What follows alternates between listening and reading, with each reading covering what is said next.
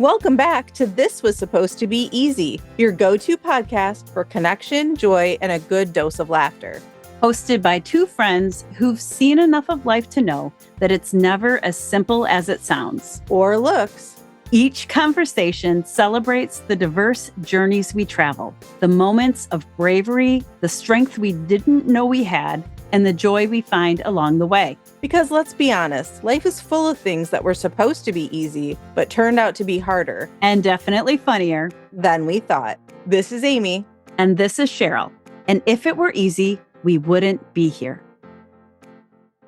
So Cheryl, I have been immersed in schoolwork as I'm wrapping up my term for the 25 year. And I keep coming up on this topic. And you know me, I love to grab connections wherever I can. And so this was kind of a perfect opportunity. And the keyword, the buzzword that has been in all of my coursework for a while is psychological safety. And I realized that this year, I'm sure I've used that word and term in other podcast episodes that we have because it has been so much in my brain, right in the front of it all. And I've even done some work with it a little bit, but I was thinking about the connections of psychological safety to work, which is the really, like, that's the obvious. Lots of research that's been done in that. But the psychological safety piece that then comes into our families that people were obligated to see and how that plays out over the holidays. And so I'm wondering if maybe we can talk a little bit about that for our general listeners, but also just kind of our thoughts on some of those key pieces, but then also like, what are maybe some things that people can do if they're feeling exhausted from not feeling psychologically safe in an environment, whether that be family, maybe it is work. Well, we can talk a little bit about both, but like, what do you do about it then? Like, how do you protect yourself? Yeah, I love that. And first of all, before you go any further, I just want to say how much I love that we are at a point where you're wrapping down like so many days in a row of being a doctoral student and reading and thinking and writing and doing all of those things and making all of those connections is not going to go away. But I know that I asked you earlier this week, like, you're about to get a little break, right? You're about to have a little brain rest. So I'm going to do a little applause to you for getting this far, for getting all the way to the end of this year and getting to a break. And I am really excited to maybe feel a little bit like one of your students today, or slide into that role where maybe you're even coaching a little bit as we talk, because I'm excited about this topic of psychological safety and have so many thoughts already about, going to certain events or gatherings, regardless of whether it's family or work or community or whatever it is. And how much time sometimes ahead of those, I think, oh, could this happen? Could that happen? I'm not sure if I want to go. And then fortunately, much of the time leaving at the end going, oh, that was so much fun. It wasn't all the things that I was worried about, but my brain still spent a lot of energy worrying about it. Right? Yes. Oh, thank you for bringing that part up. The preamble, right? The words that we tell ourselves before going to something, thinking of all the ways that it could go wrong, and then the stress we feel from that. And then, yes, when you go to the event and you leave and you're like, that was actually really fun.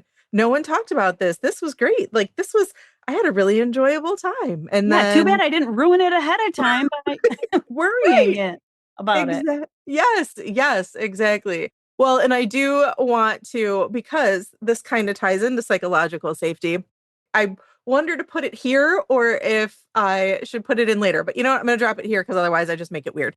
One of the things that so this is kind of the way I'm going to work backwards.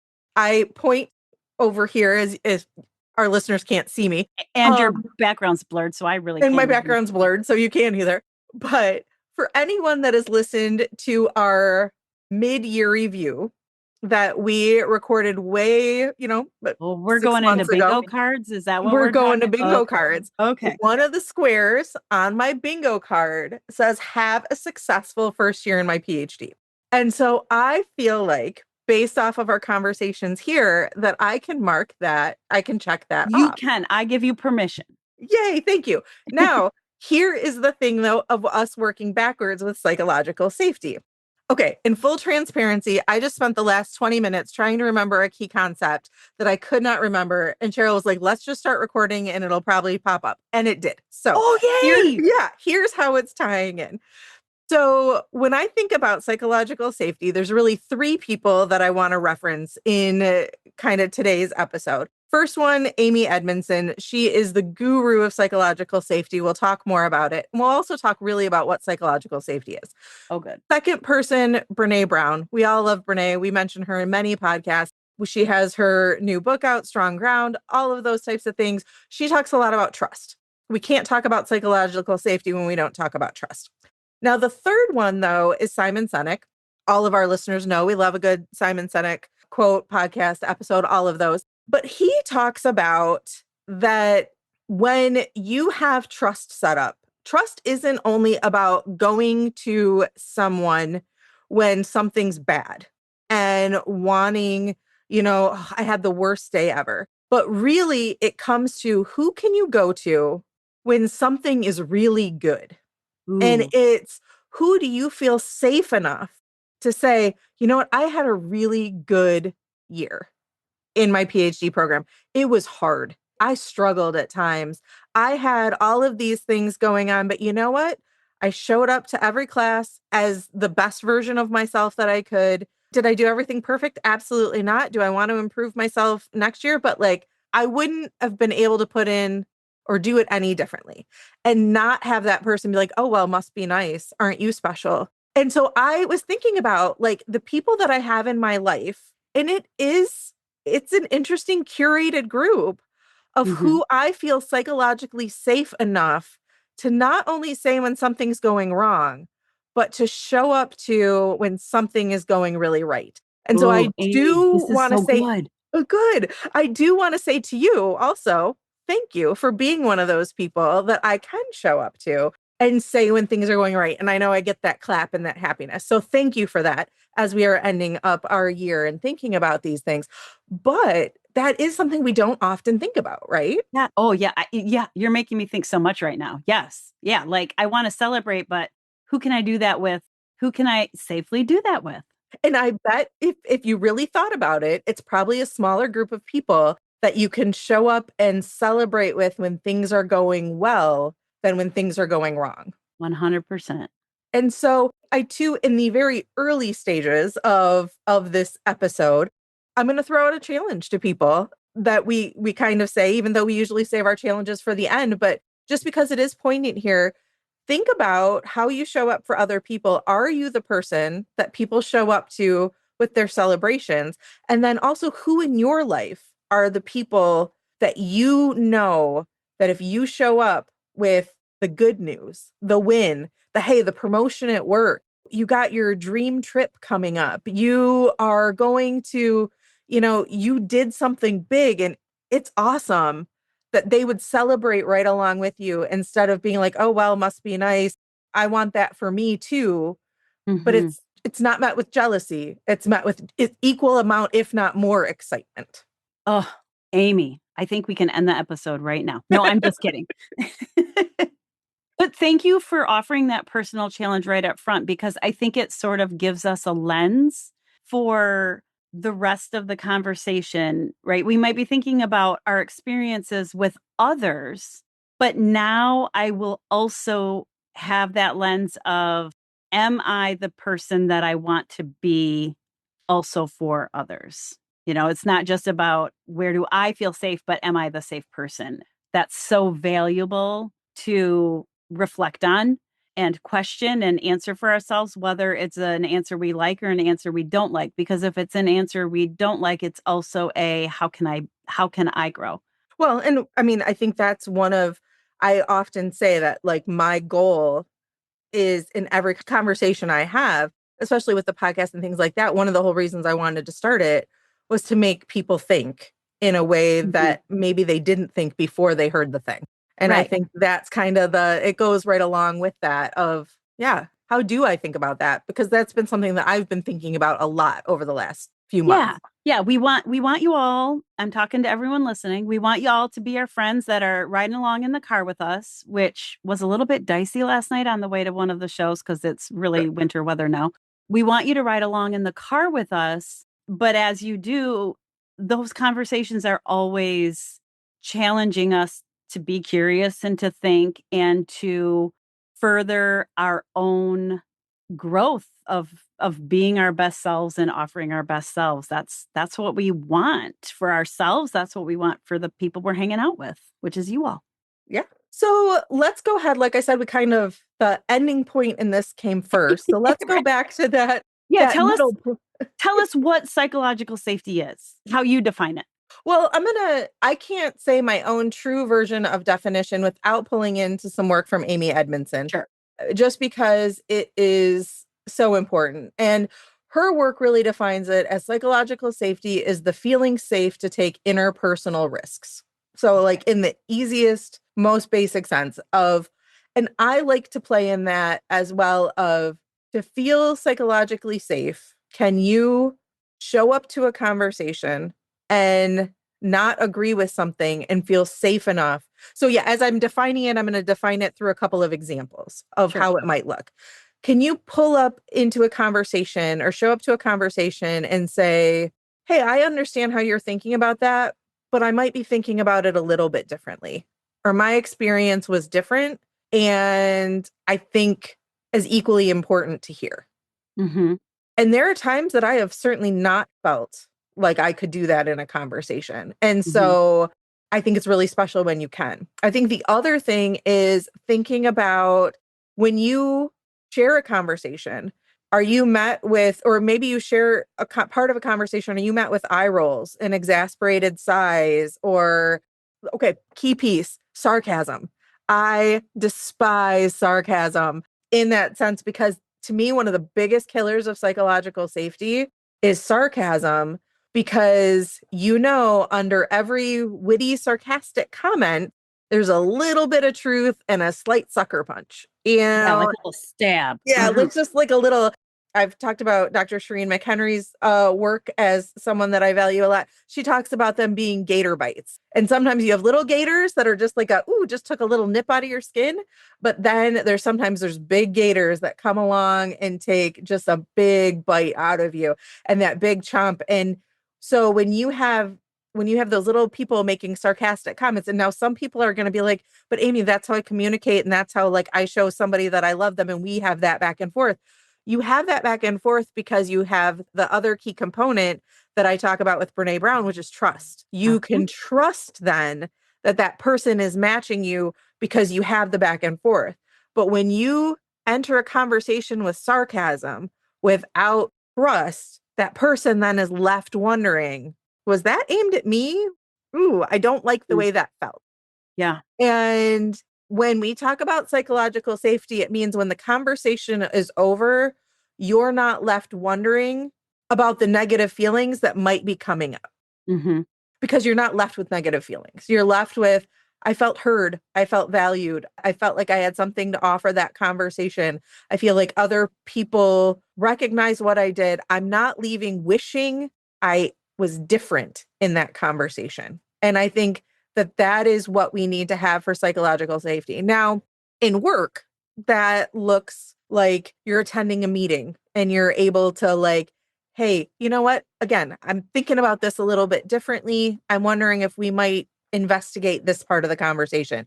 It might mean having a conversation with your boss or your management and saying like, you know what? I really like what we're doing here. Or, hey, I'm not feeling like so and so is being brought into the team in the way that maybe we should. I'm wondering, like, hey, should we be thinking about this differently? Or I know we didn't meet our goals for last month. And I think we really need to take into account, like, where did we fall? Where did we fall short? Let's investigate that. And then also feeling safe enough to say, hey, I know I need to take some ownership and that those goals weren't met. But I think it's also important that we all look at how we could have met those goals or something like that. And people can say, yeah, you know what? I dropped the ball. It's okay that they say that they dropped the ball because they're not then worried like, I don't want to own up or I don't want to admit that I dropped the ball because then I'm going to be fired. Now, the way though that I think that it's important that we talk about this too is, so what happens when we don't feel psychologically safe? Well, we either might rage, we might withdraw, we certainly feel a level of maybe dread entering into a conversation or an activity. And then we know what dread does. I mean, dread's a pretty big word. That word, if you think of the word dread, there are usually a lot of not positive feelings that are going along with that word. But we don't want to do the thing. We might feel exhausted. We might up our stress levels, all of those things. So that's work. Some people would say they have a choice whether they stay in work or in that job. We know that certain people are like, no, I'm not going to stay in that job. I'm going to leave. But what happens when you have family obligations? What happens when you're not psychologically safe environment, the family Christmas party, the maybe, and I'm going to use this loosely, but maybe it's the neighborhood gathering or the friend group that there's maybe some frenemies in that friend group as well. Mm-hmm. Um, Maybe you have some friends that you, again, would go and celebrate the big wins, but maybe there's one or two people in that group too that you wouldn't dare say, hey, I got a promotion and this is awesome, because you know that they might take that gator bite in a sarcastic way out of you. Mm-hmm. Mm-hmm. I think it's important that we talk a little bit about that space Yes. and what that might look like. Yeah, you're right. You're the one looking at the research on this specifically. And because the money piece and the investment piece is so present in workplace scenarios, I'm guessing that that's where much of the research has taken place. But so much of what we value and hold dear is the life space, the family ties. And there are times when, people place whatever event that, there are some, I've cut this off, whether it's a family member or whatever. But there are some people that, we just want to maintain that important relationship, even if or even when those moments will exist where we don't feel safe to be our true authentic self. Yes. Yeah, exactly. All right. So, looking at what we've kind of done, we've talked a little bit about psychological safety. We've talked about what it looks like. We've talked about the things that lead into it and how we know about it in the workplace and we need it in the workplace, but we also need it at home. We've also talked about all of those situations that we know about when we're going in to visit family or even individuals that maybe we feel a little bit more obligated. And I'm going to actually say, I'm going to use this time to kind of call into that piece that we know where we can hold conflicting feelings. So when it comes to family, we might both feel a little bit obligated, excited, and nervous Mm-hmm. all at the same time. Mm-hmm. And some of those reasons for feeling hesitant to see certain family members might be because of those opportunities of not necessarily feeling psychologically safe. So, taking all of that, tying it together, what do we do about it? Like, that's where, I never like to go in the show where we just bring it all to the surface and then walk away from it. So, I think about, like, okay, so what are we going to do? I know in the workplace, there's being able to have leaders that are within the workplace that are helping create that culture. I'm going to put it on to our listeners. If you are hoping to have a psychologically safe environment within a family, and you're not saying like, oh, this person's the leader in the same way that you might a workplace, because I think this is one of the things that can get tricky. What happens when it's the person in the family, just like the person in the workplace, that's creating the environment not to be psychologically safe, right? Mm-hmm. We Mm-hmm. sometimes have that. It's one of those kind of dangerous lines to walk. I think then that's when we go into our boundary setting. What are we willing to talk about? What are we willing to tolerate? What are we willing to do? What conversations are we willing to have? So there's so many pieces to that, right? There are opportunities to be with people that have different opinions or different values or different beliefs. And then sometimes there are very hard lines of what you're saying or doing hurts me or hurts people I love, or it's a topic so close to me that I can't separate that. And sometimes it's something that doesn't feel that volatile as far as, a topic, but it's a person who just can't let something go and looks for reasons to get people going. There's just so many different versions of that, I guess, is what I'm thinking right now. Right. Those pot stirs, right? We talk about those pot stirs who definitely bring about a situation that we're like, why are we choosing to spend our time there? In fact, Yeah. that's actually one of the things we do. We've kind of said within our family when we have those moments are like, hey, we get to see each other so little. Like, this is a good day. Let's not even bring up that topic. Let's not go there right now. Right, right. And when there's, like you were saying, when there's a leader in the workplace that can sort of set up that framework, that might make it easier than when you're walking into a gathering and you don't know. You don't know if this hot topic is going to come up or if people can just let things be nice. And I'm going to use the word polite, right? We had that whole conversation about polite and kind versus nice and all of those kinds of things.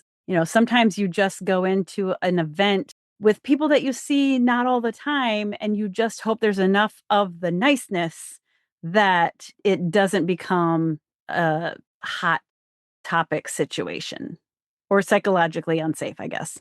Yes. And I think so one of those things that we might want to consider as we're talking about this is how do we want to spend our time with those that we are spending our time with? And so going into any type of conversation, what are some of those neutral points that we can do that it might make us feel a little bit safer? Because, I mentioned Brené Brown earlier.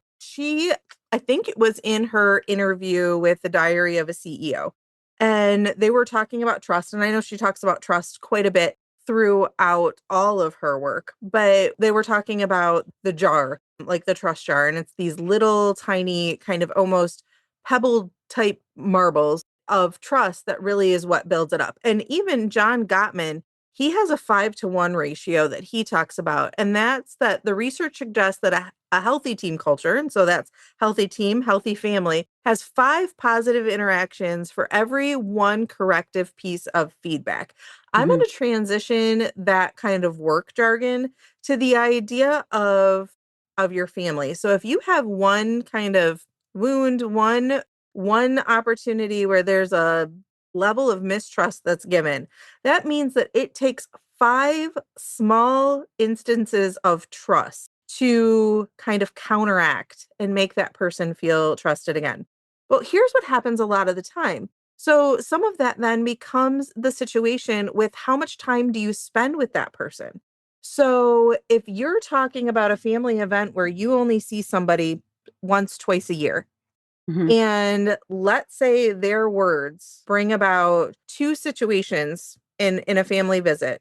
They say 2 things that are like, "Ooh, that does not feel good. I do not trust that I can be myself around you for whatever reason." That means that there needs to be 10 little pieces of trusted issues. What does that look like to have those marbles of trust? Brene brings up the point of like somebody remembering to ask about something that's going on in your life. Somebody remembers the names that she, in this situation, she was talking with her daughter, and the daughter's friend remembered that her grandparents and used the names of her grandparents Mm. there. Yeah. But it's like the opportunity to be known in a positive way. So if you are thinking about that, if you have somebody who gives 2 situations of mistrust, then you need to have kind of 10 pieces of a conversation that promote trust. Do you, in your yearly engagement with them, have opportunity for 10 pieces of trust? Mm. And I would think that for some people, they're going to say, no, I don't. So then I am going to ask, or this is kind of another one of those challenges. I am going to encourage you, if you feel safe enough to do so, to encourage and maybe promote neutral opportunities to regain trust with that person. If you feel safe enough to do so, if you even want to, that have those opportunities. So how might that happen? Maybe it means playing a board game. Again, maybe it means having a completely neutral conversation about, I don't want to say like the weather, like completely not that, but like sharing something about yourself that's a positive way. What was a goal that you had this year for yourself that you did that feels pretty good? Do you want to share that?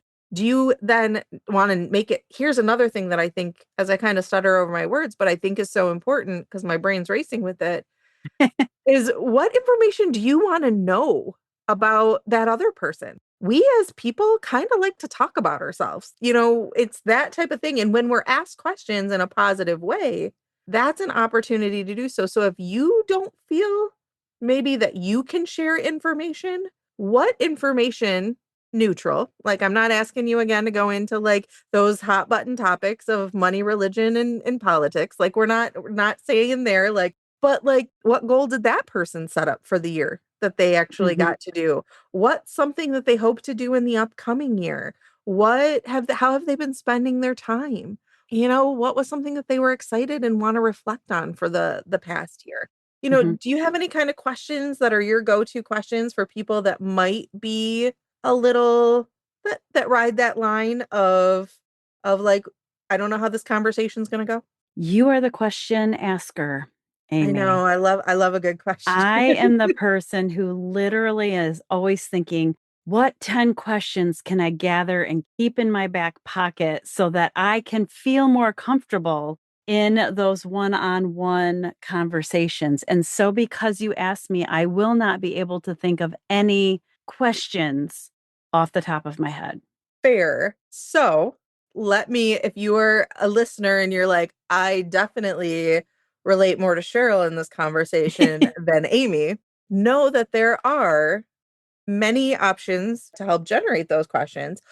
Or also there are books. There are like the 1,000 question books. There are cards that you can pull out. See, I just stood up and grabbed off my bookshelf my Rethink card deck, Mindful Conversation Starters, which is 56 questions to encourage compassion, shift perspective, and build connection. Perfect. So, yeah. So, again, I'm just saying that because if you struggle like me, it's a good idea to get some tools like this and think about where you're going. So I'll pull these out when I'm about to do a training, or I'll pull these out when I'm about to go teach a class, or when I'm about to lead a board meeting. I'll go through and say, is there a question I could open the board meeting up with that it would make sense in that environment for people to share an answer, just to start to build personal connections within that group. And so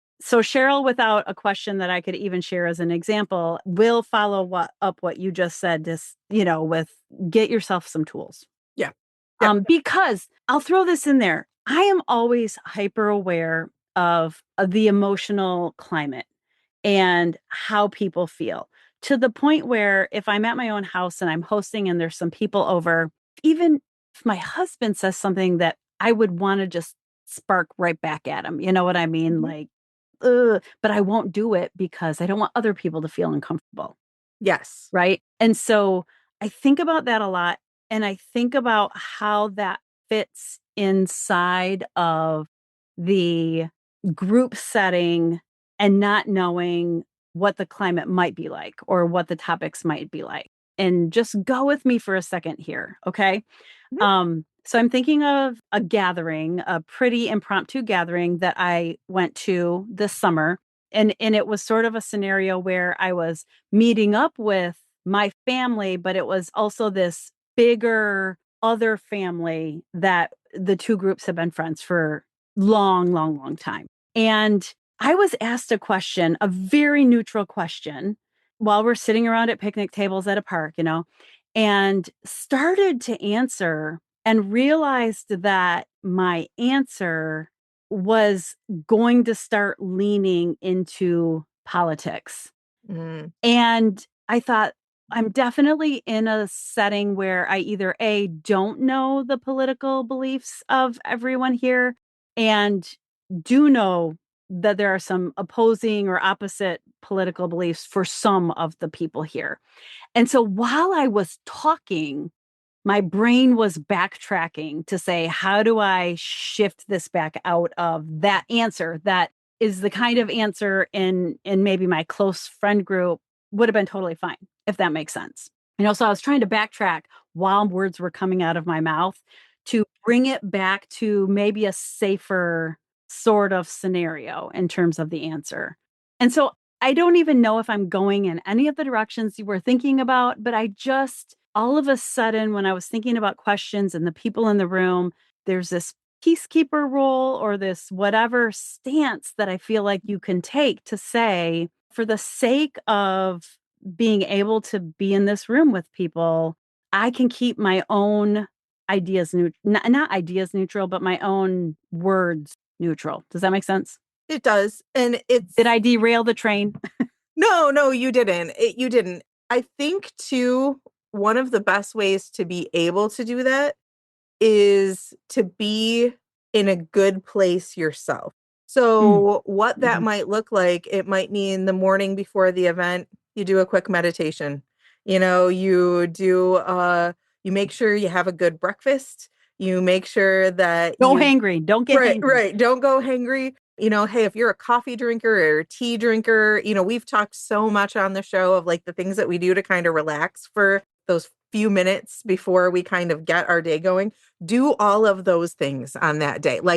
And also, if you have the opportunity, maybe it's your spouse. For me, I always think about my sister, the people in your life that you sometimes can just have those eye conversations with, and that they're going to be in the room. Pre-plan those. Like, just say, Yeah. like, hey, let's have a conversation with our eyes. We know we're going to be doing this because I promise you, those are what makes those types of situations that can feel exhausting a little lighter, a little better. And so that too, whether you're sitting across from somebody at a boardroom or you're sitting across from somebody at the dinner table, and you know that you can have eye contact with somebody where you guys get each other, it changes the whole feel of what you're Mhm. experiencing because you're not isolated. You're not on the island. You're like, hey, I'm bringing my person on the island with me who gets this and gets why this is a weird situation or this is not Yeah. an ideal situation or this is just something. And also I would say going into some of these holiday seasons, I talk a lot about games. I'm going to also encourage you, make up a game if you always need to. As I say, hey, every time this conversation is brought up and I don't want to be a part of it, we do a check, or something. And later with your people that you have, you might say like, well, we talked about this 17 times, or you play on it. And I guarantee if you do those things and you find those like little micro pieces of joy, that when you leave the conversation or you leave the party, you leave the event, you leave the dinner at the end, I bet more often than not, you're going to say, you know what, that was a lot better than the stress Yeah. I've been putting myself through for the last week Yeah. leading up to it. And again, that dread, you're not going to feel dread. You're going to be like, wow, that was actually kind of fun. Or you know what, I had a Mhm. really good conversation with Uncle so and so or Aunt so and so or grandma or grandpa Yeah. or mom or Yeah. dad or whomever, the neighbor from across the way that always makes things feel a little strange. Like there's all of those kind of things that it doesn't have to be as bad as it sometimes we pre-think it's going to be. I definitely love to walk away from anything saying, "Oh, that was so much more fun than I thought it would be," or that was so much better than I thought it would be. You also reminded me of the back to work bingo game that I feel like you maybe were a part of at some point in time when we worked in the same department, but like, we when we come back to work at the university, there's a Yes. big college meeting and somebody started making bingo cards with, check it off when this word is said, or Yes. when there's an acronym used, or, all of the things. And it got to be so known that fairly recently the dean themselves put the bingo card out there, which was who we were like secretly playing it about in the past. Right. Yes, yes, that. So, hey, you know what? Make a bingo card for family engagement. You can keep, hey, if you and your cousins are at grandma's house, things are a little, you have your bingo card, you can make it electronically. I'm sure that there's tech ways to do so. You can have a lot of fun with that. Yeah. The other thing I think I want to toss out there and get your opinion on is sometimes when you know that there's a point of contention and very differing views on that, I think that when you can find time and space outside of a big group gathering Yes. to just be able to say, "Hey, can this just needs to be off the table for us to continue to have a relationship," or "This needs to be off the table outside of you and I having a one-on-one conversation where we are trying to understand each other," because when it's in a group, it just can get too big. So Right. I know I've benefited from a few times having to do that Mm-hmm. in that more private space, I Mm-hmm. guess, to save what could feel like pins and needles and something blowing up and that kind of thing. Well, it reminds me too. I have had a few of those conversations where I've said to someone, also privately, not at a family gathering, not at a gathering with friends or other people or, social events, but I've said, like, I know we think really differently. Can you help me understand? Let's talk about the thing. Like, let's actually, I'm not looking to defend any piece. I'm not, but I am looking to understand. Mhm. And sometimes even just the willingness to come to a conversation with, I wanna know more, that curiosity. I mean, I think what I every almost said it. episode I yeah, almost said it, every but I didn't. episode, somebody has probably got a bingo card with our stuff saying like, "Oh, they said curiosity again." But, like, just the curiosity piece of, I wanna know more. Even though it's not like you're gonna change their mind, they're not gonna change your mind, but there is a lot of research, but a lot of things that when you lead into something with curiosity instead of that, like, attacking And the ability to do that conversation.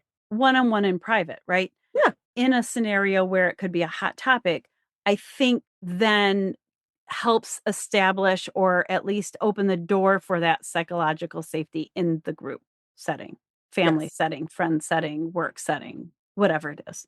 Right. So as we're wrapping up this conversation, I know we've had kind of some little challenges, little things kind of throughout the way, but what I really want you, the listener, to think about in wherever you are going to be spending we talk about it from the holiday point of view, but also at whatever point you're listening to this in the year, at your next event, again, friends, family, work, wherever you might be, that you might be spending time with individuals that think differently than you, that you might have some dread or confusion or frustration or weariness going into an event.